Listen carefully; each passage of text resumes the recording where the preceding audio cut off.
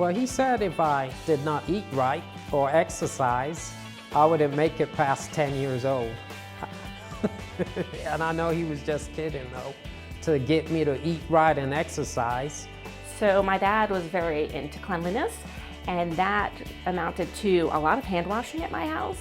If you touched the dog, if you were outside playing, there was hand washing. So while that's great for germs, when I had children of my own and my father would visit and see my children crawling around and eating the dog food every once in a while, that was quite appalling to him.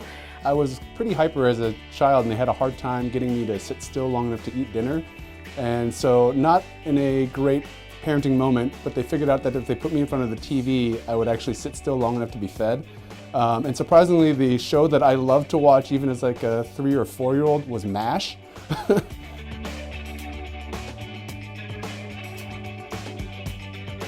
Yeah, we probably say some traditional things that if they eat too much sugar, that their teeth may rot out, or that the Easter Bunny or Santa Claus knows if they're not eating well, and that usually gets them to behave pretty well. I don't try to be mean, but I tell them that if they don't exercise and eat right, they were not going to die early, but they might get sick and have diabetes and hypertension. One of the great things as a soccer mom that I see happening out in the fields is the dads coming out and cheering on everybody's child. Whatever boy or girl is out there playing, the dads are yelling and screaming for them as if they were owned. I think being a dad is just making sure that you're there for the person that you're caring for.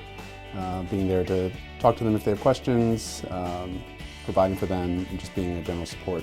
You don't have to initially be the biological father to serve as a role model and serve as a father figure.